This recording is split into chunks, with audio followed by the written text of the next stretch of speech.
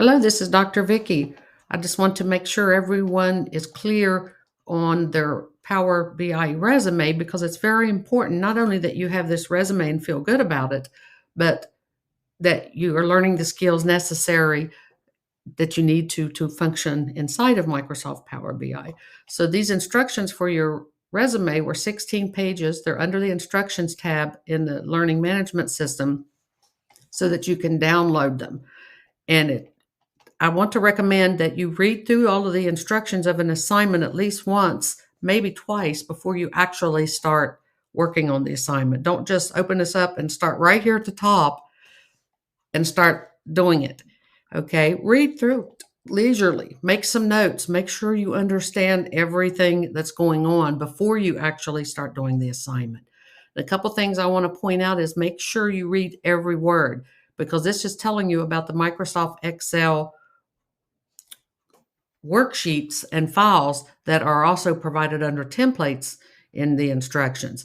It's going to tell you that you're going to create data in the Microsoft Excel to be used for the interactive, and that there are 4 worksheets in the data input file. 4. And then it gives you information on all 4 of the worksheets. The worksheet name, working experience. On that worksheet, you're going to have all of these columns. Okay. And then you have a skills worksheet and all of these columns.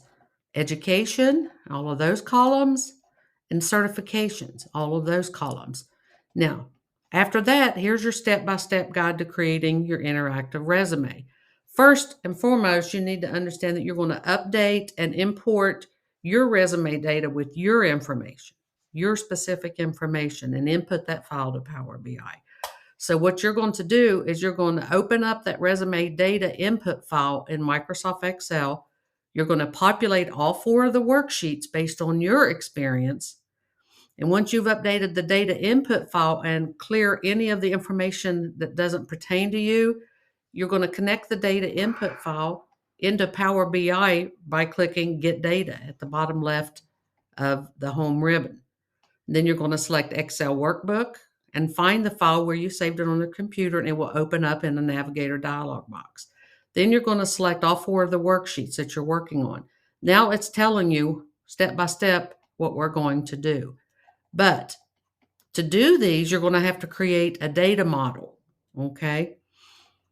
So you'll follow through and do all of these steps with your dates, because Microsoft Power BI does not have a date table, okay? So we have to create and calculate the dates by using DAX. So you're going to create a date with this formula right here. You're going to put that formula, and you're going to use the dates that are pertain to you. The dates in the sample are from January 1st, 2010 until today. That January 1st, 2010 date needs to be what applies to you.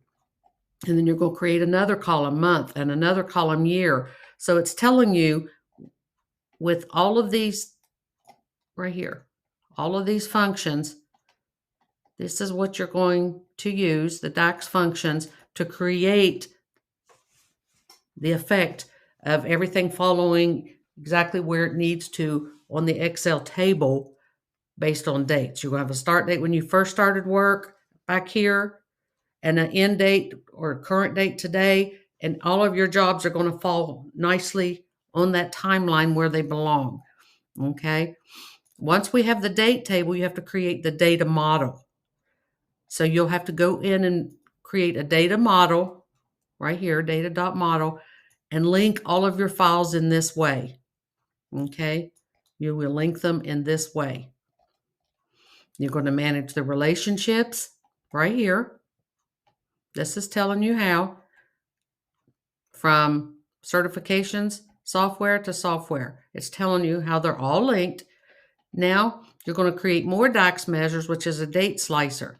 The date slicer is what's going to have each of your employment and educational experience fall in the appropriate place. It's going to slice the overall dates into parts that apply to your particular information. And again, here's the code that you're going to use. It's skill usage, you're going to do the same thing, performance, and then you're going to share the interactive Power BI resume. Now,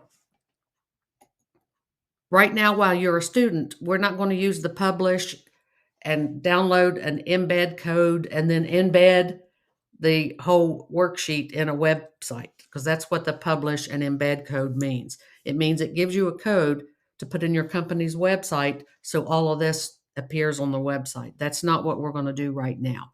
What you're going to do is you're going to click the share, okay, the share button, and you're going to send the link to the report. You're going to click on get the link, and you're going to put the link in your assignments. And then for your discussion board, you're going to put it in the discussion post so your classmates can see them, okay? And this right here is going to tell you what you're allowing them to do. Now, you don't want to publish it as a public website because that's not what we're doing, okay? We're not going to publish it, and we're not going to embed it in a public website. So we're not doing that. Now, you can download it as a PDF also if you want to. And this is telling you how to do that. And now it's telling you how to convert the company software and university logo as an image. So down here where all of these images are, they should be images that apply to you. Right here where it says Agile, this image should be a picture of you. Okay? And these images and professional experience should be images pertaining to your companies, your school, your skills. And this is telling you how to do that. Okay? How to use the image URL and how to link them so that this comes up showing the proper images. Okay? So I hope that's helpful. I know this is a struggle a little bit, but it's very